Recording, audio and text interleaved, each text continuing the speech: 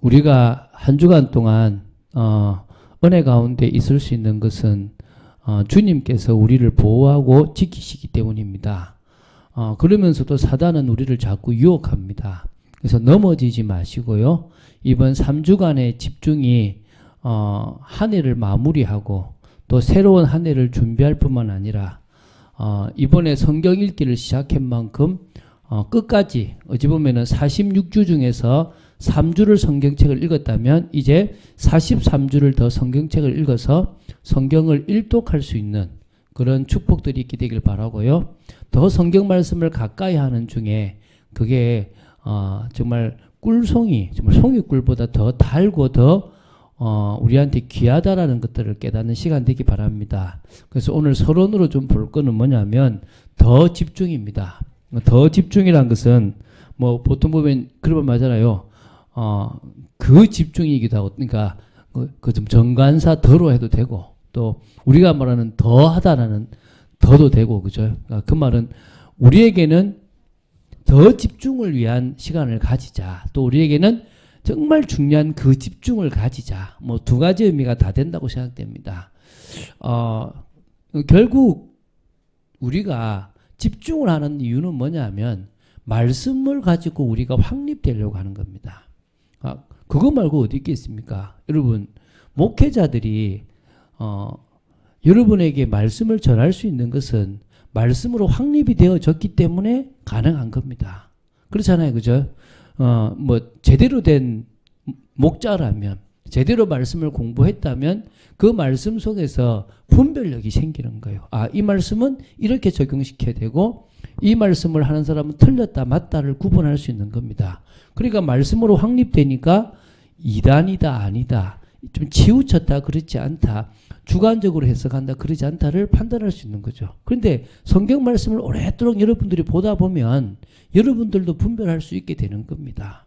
그러니까 결국은 우리가 집중을 통해서 뭘 원하냐 하면 더 말씀을 확립하는 그 쪽으로, 그 방향으로 들어가자는 거예요. 어렵지 않다고 생각됩니다. 물론 깊이 있게, 사실 목회자인 저도 모르는 그런 깊이 있는 말씀들로 사실은 있어요. 그 말씀이 없다는 게 아닙니다. 그런데 하나님은 그렇게 너무 원어를 따져가서 깊이 있게 우리가 하나님 말씀을 알기를 원하지는 않는다는 것입니다.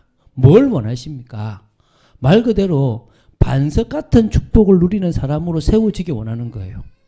그러니까 어떤 상황 속에도 흔들리지 않는 그런 상황이 되기를 원하는 겁니다. 예를 들면요, 저희 집에도 한 번씩 이렇게 황당한 문제들이 좀 생길 때가 있어요. 근데 이제 저희 아내를 보면 저하고 이제 산 지가 한 20년이 이제 20년 가까이 됐는데요. 쭉 살면서 옛날에는 작은 문제가 와도 되게 그것 때문에 힘들어하고 그것 때문에 마음에 요동이 치고 그랬거든요. 근데 요 앞에 또 한 번 또 문제가 왔는데 저희 아내가 이제 그걸 잘 넘어가는 거예요. 그 말은 이제 좀 봤다는 거죠. 여러 경제적인 문제나 여러 건강의 문제나 여러 집안의 문제들이 왔을 때 막 이렇게 업앤다운이 되어졌는데 이제는 이 또한 지나가는 과정이고 이걸 통해서 하나님이 또 당신의 계획을 이루실 거라는 이 믿음이 생긴 거죠. 그러니까 조금 마음이 흔들리다가도 싹 넘어가는 거죠. 그건 뭐란 말이죠? 말씀으로 확립이 되어졌다는 거죠. 반석의 축복이 누려진다는 것입니다. 결국 말씀을 가지고 우리가 확립하는 이유는 이 세상에 하나님 말씀대로 되어지는 게 없다는 거예요. 이 세상에 오히려 사단이 만들어가는 그 세상에 하나님의 자녀는 안 되는 것처럼 보인다는 거예요. 그런 세상 속에 말씀이 살아있다는 거예요. 그런 세상 속에 하나님의 자녀는 응답받게 돼 있다는 거예요. 그걸 믿는 게 말씀으로 확립되는 거예요. 여러분이 그런 축복을 누리면 된다는 거예요. 너는 베드로라, 너는 반석이라, 내가 그 고백 위에 내 교회를 세우겠다. 여러분이 흔들리지 않으면요, 어느 날 여러분 주위에 교회가 세워지는 겁니다. 제가 전에 있었던 교회에 한 가정이 그 전도가 된 거예요. 이렇게 알아보니까 교회를 되게 싫어하고 예수 믿는 사람을 싫어한 거예요. 그런데 이분이 옆집에 사는 언니 때문에 전도가 된 거예요. 근데 그 옆집에 사는 언니가 어떤 언니냐 그러면 남편이 돈 사고를 쳐가지고 자꾸 도망을 다니는 거예요. 그래서 계속 이사를 해서 지금도 아주 흐름한 곳에 이사를 한 거예요. 근데 그 옆에 사는 거예요. 근데 옆에서 그 언니를 쳐다보는데 야, 내 같으면 못 살 것 같은 거예요. 근데 이 사람이 어땠냐니까 평안하더라는 거예요. 물었어요. 언니, 어떻게 그렇게 평안해? 지금 언니 상황이 제대로 돈도 없고 계속 전화하고 지금 쫓겨다니고 있는데 어떻게 그렇게 평안하냐는 거야. 그러면서 하는 말이 나 언니 다니는 교회 가고 싶다. 나 언니 믿는 예수 믿고 싶다. 이렇게 되는 거예요. 이 뭔 얘기인지 이해가 되십니까? 많은 사람들은 어떻게 생각하냐면 내가 잘 풀려야 전도가 된다고 생각을 해요.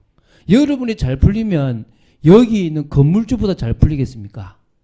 여러분 여 주위의 건물주들은요 다 효자 효녀를 뒀어요. 왜 효자 효녀를 둔지 아십니까? 건물이 효자 효녀를 만들어요. 아닌 분들도 있겠지만 여러분 우리가 형통하면 우리가 건강하면 우리가 물질이 많으면 얼마나 많겠습니까? 그걸로 사람들이 전도가 안 된다니까요. 영향력이 안 된다는 거예요. 근데 내가 말씀으로 확립이 되어지면 어떤 일이 벌어진다고요? 반석같이 흔들리지 않는다니까요. 그 모습을 보고 누가 전도가 됩니까? 불신자들이 전도되는 겁니다. 불안하고 막 조급하고 망할 것 같은 그들이 여러분을 볼 때 저 사람은 뭐길래 저렇게 평안하지? 저 사람은 뭐길래 저렇게 안정적이지? 저렇게 모함을 당했는데 저렇게 어려움을 당했는데 어떻게 저렇게 평안할 수가 있지? 여러분 그게 뭡니까? 우리의 비밀입니다. 오늘 우리 목사님 말씀하셨지 않습니까? 생명 거는 거. 여러분 우리는 뭐에 생명 겁니까? 예수 믿으려고 생명 걸었어요. 내가 죽더라도 예수 믿겠다라고 생명 걸은 거예요. 구원 받으려고 생명 건 겁니다. 그래서 구원 받았어요. 이제 뭐에 생명 겁니까? 부활의 소망에 생명 거는 겁니다. 주님 앞에 설 것을 생명, 그러니까 우리 인생의 가치는 두 개밖에 없어요. 돈 더 있고 덜 있고 아무 문제 안 된다니까요. 그 답이 난 사람이 목에 칼이 들어온다고 겁이 나겠어요? 그래, 너가 나를 죽인다고 해도 나는 천국에서 주님과 함께 왕노로 살 것이고 너는 멸망할 것이다. 너는 나를 죽일 수 있을지 모르지만 내 영혼을 지옥에 못 보낸다. 그러나 하나님은 너의 영혼을 지옥에 보낼 수 있다. 할렐루야. 여러분, 여러분이 집중을 통해서 어느 정도 되면 되느냐? 말씀에 딱 확립되면 돼요.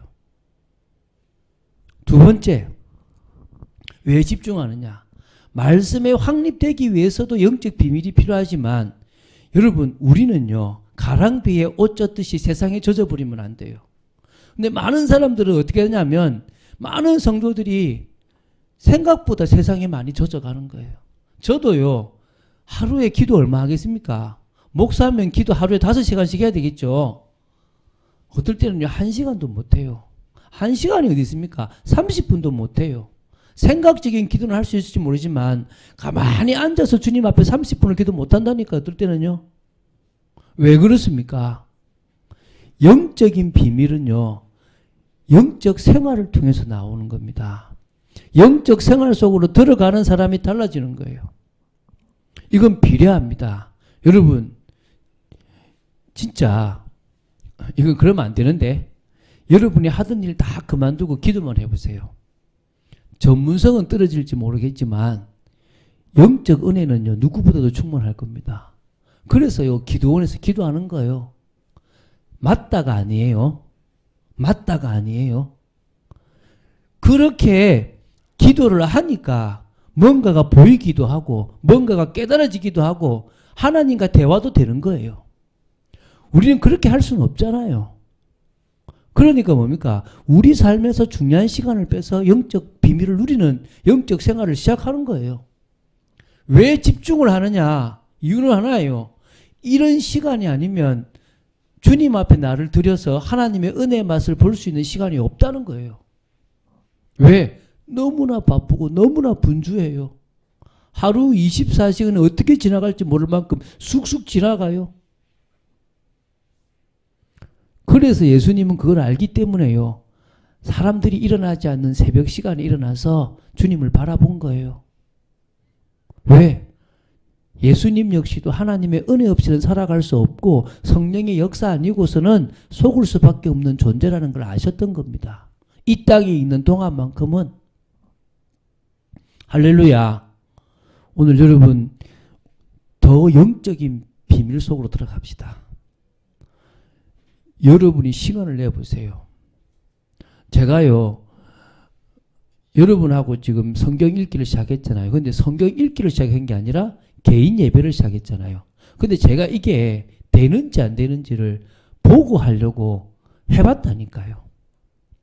마태복음부터 시작해가지고 요한계시로 끝날 정도가 아니라 창세기부터 해서 시편쯤 왔을 때 내가 시작을 했다니까요. 여러분하고 같이. 그러니까 제가 뭐가 오냐 하니까 아 되겠구나. 근데 그냥 성경 읽는 것보다 예배가 더 낫구나. 영적인 비밀을 더 누리겠구나. 어찌 보면 우리는 1년에 계속 이 예배를 드리는 이 시간을 가져야 되겠구나 이 생각이 들더라니까요. 할렐루야. 오늘 우리 박 목사님 말씀한 것처럼 누가 압니까? 여러분이 했는지 안 했는지. 저는 몰라요. 근데요, 하나님은 분명히 아십니다. 누구도 알까요? 사탄도 압니다. 여러분이 기도하는지 안 하는지 사단이 안다고요. 그래서 하나님 앞에 은혜 속으로 더 영적인 비밀 속으로 들어가는 겁니다. 그 영적인 비밀 속으로 들어가시기 바랍니다. 그래서 우리의 궁극적 목적이 뭐냐면 변화입니다. 변화. 치유가 일어나는 거예요. 치유가. 여러분 저는요 싸움 딱이었어요. 과거에. 생각해 보세요. 이 작은 키가 살아남으려 그러면 어떻겠습니까? 저는 남한테 지기 싫어가지고요 얼마나 싸우는지 아세요? 근데 이제는 저는요 그러지 않습니다. 제 상처, 제 열등감들이요 복음 안에서 치유되고 회복돼요. 한 번씩 올라와요.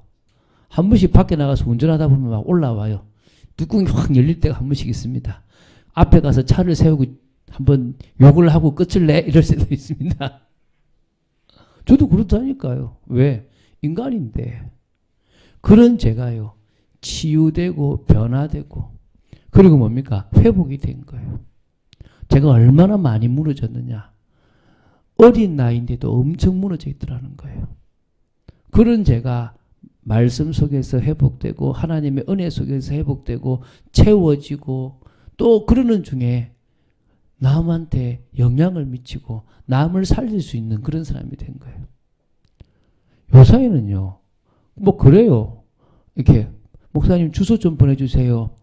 뭐 하나 보내드릴게요. 이런 사람들이 있는 거예요. 그래서 내가 이게 왜 이러지? 그래서 같이 있으면 또 이제 뭐죠 나눠 먹기도 하고 막.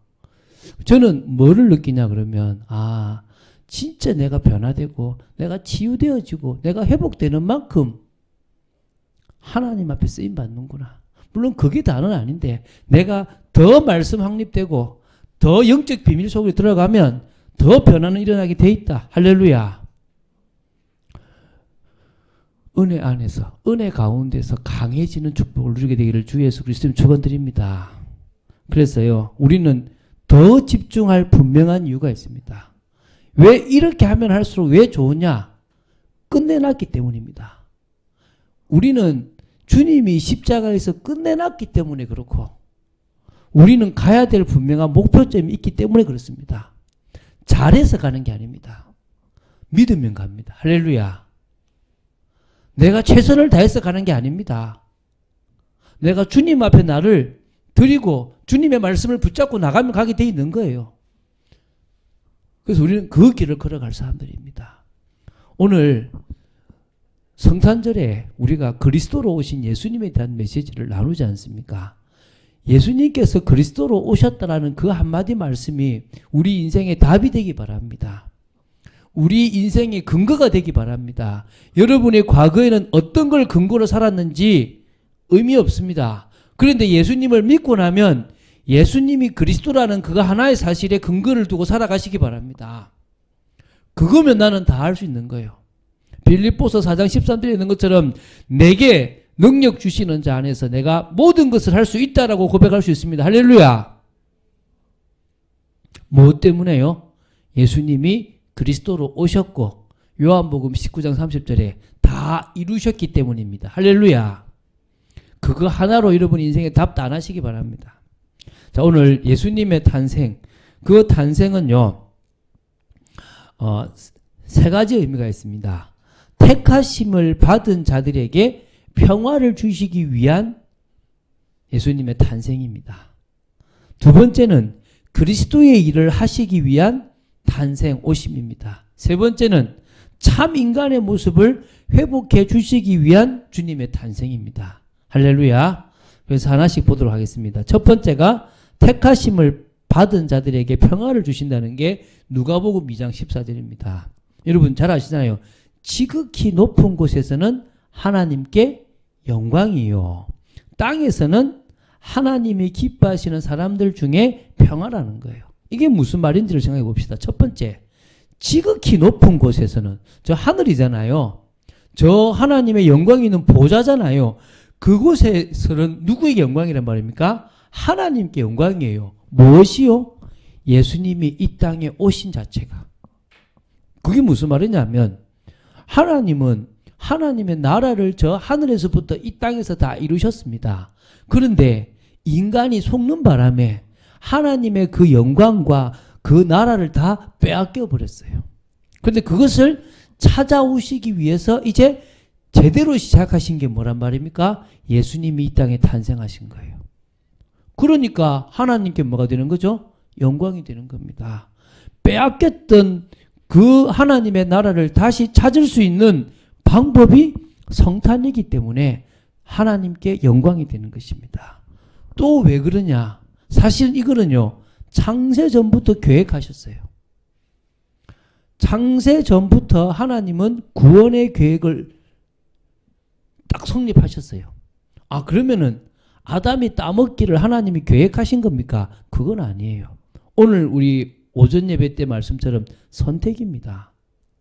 그건 무슨 말이냐면 하나님은 인간이 선택할 수 있는 모든 케이스 바이 케이스를 다 선택에 맞게끔 이런 선택을 한다면 나는 이런 결과를 이룰 거고 이 선택을 한다면 나는 이 결과를 이룰 거라는 모든 계획을 다 뭐요? 수립하셨다는 거예요. 하나의 오차도 없이 100% 모든 계획을 당신은 다 뭐합니까? 끝까지 다 정해놓으셨다는 겁니다. 그 속에 가장 핵심이 되는 게 구원의 계획입니다.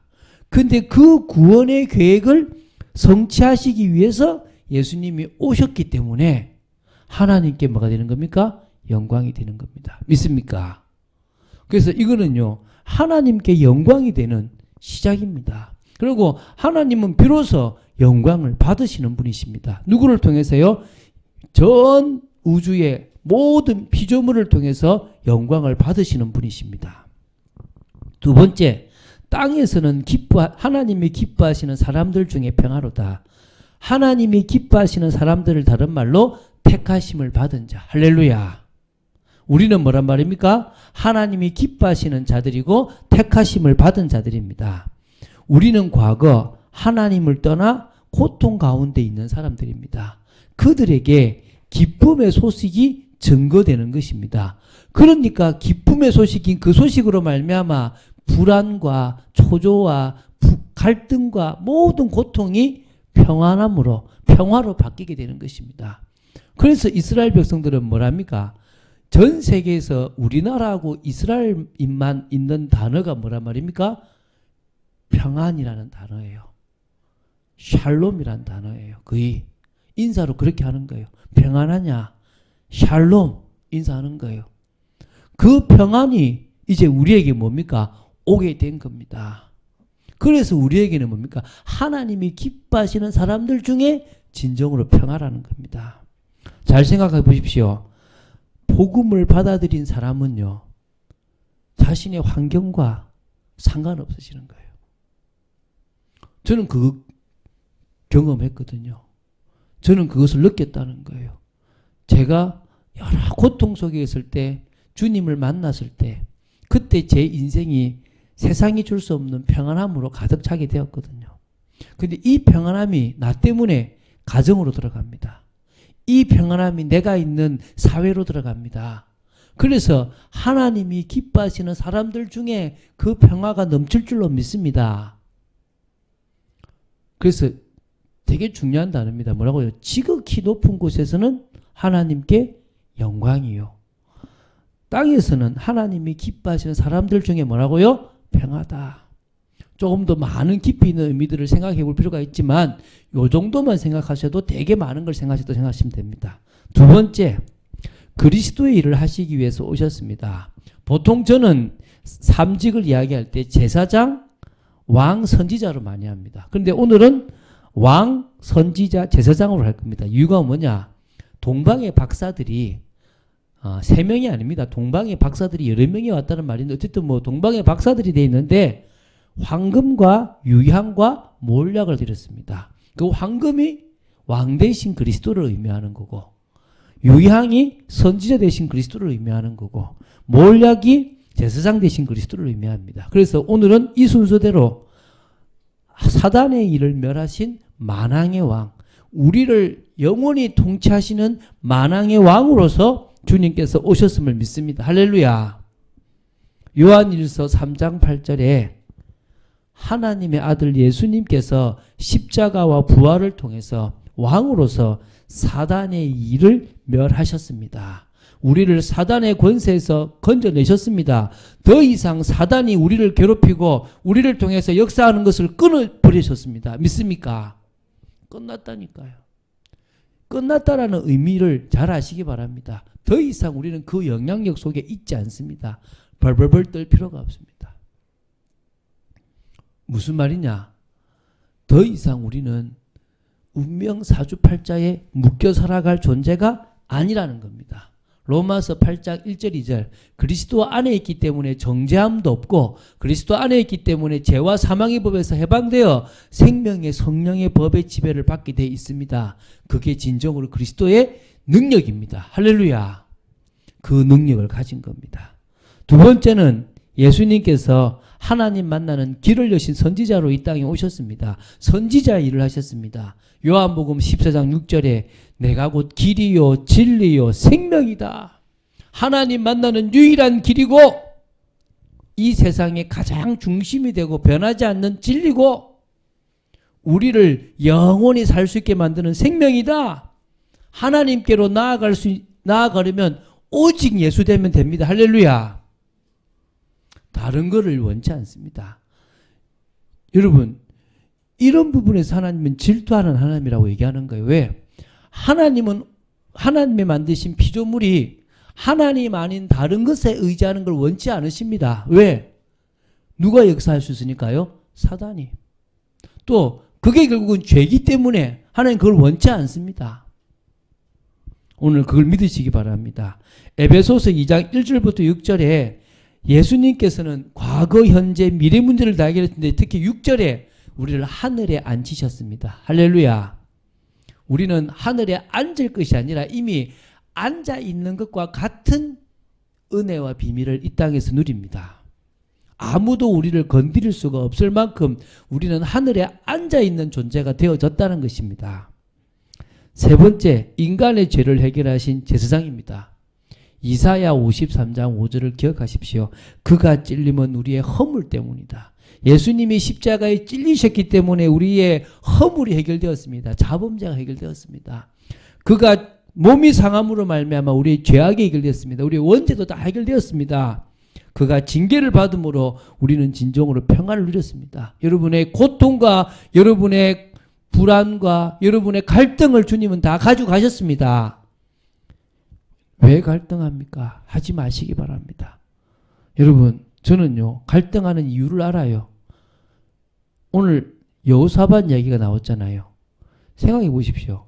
하나님 잘 믿고 하나님 원하신 복을 받았는데 계속 갈등되는 게 뭡니까? 왜 이 전쟁이라 이것만 해결되면 될 것 같아. 이것만 해결되면 더 이상 이 나라에 문제가 없을 것 같아. 그러니까 뭐 하죠? 우리 하친하자라고 하는 거예요. 설마 우리가 믿음 가지고 있는데 저들이 우리를 넘어뜨리겠냐 이래요. 여러분, 이집트가 기독교 국가였다는 거 아세요? 이거 말하면 아무도 안 믿어요. 90% 이상이 기독교를 믿는 기독교 국가였어요. 그런데 그들이 어떤 상황 속에서 5% 정도, 10%도 안 되는 이슬람을 받아들인 거예요. 그것도 지도자로. 그래서 저들이 뭘 할 수 있을까 생각한 거지. 그런데요, 뭘 쥐고 있죠? 모든 정책 권한을 다 쥐고 있잖아요. 바꾸기 시작하는 거예요. 나중에는 어떤 일이 벌어지냐면요, 숫자가 바뀌어 버렸어요. 기독교인들이 핍박을 받아요. 여러분, 이집트면 카이로하고 알렉산드리아하고 이게 두 개가 가장 큰 도시예요. 카이로가 서울 같은 도시고 알렉산드리아가 부산 같은 곳이에요. 근데 이 나라는요, 아이를 낳잖아요. 크리스찬이 자기 아이한테 세례를 줄 때 이게 손목에다가 십자가를 그 문신을 새깁니다. 근데 카이로에 있는 아이들은요, 이 십자가를 자기가 문신을 지워요. 왜 지우는지 아세요? 이거 있으면 놀림 당하니까 지우는 거예요. 근데 저 알렉산드리아 쪽에 있는 애들은 어떤지 아십니까? 막 싸우는 거예요. 근데 왜 그러느냐? 그 당시 지도자들이 쟤들이 무슨 영향력을 미치겠어? 라고 생각한 거예요. 아, 여호사밧 왕도 우리가 복음 갖고 있으면 됐지라고 생각하는 거예요. 안 그렇습니다. 악은 금방 퍼져 들어갑니다. 이거는 막을 수가 없습니다. 믿습니까? 여러분, 틈을 주지 마십시오. 뚝이요, 크게 무너지는 게 아니에요. 조그만한 바늘 같은 그 구멍이 결국은 그 뚝을 무너뜨리는 겁니다. 편하려고 하지 마세요.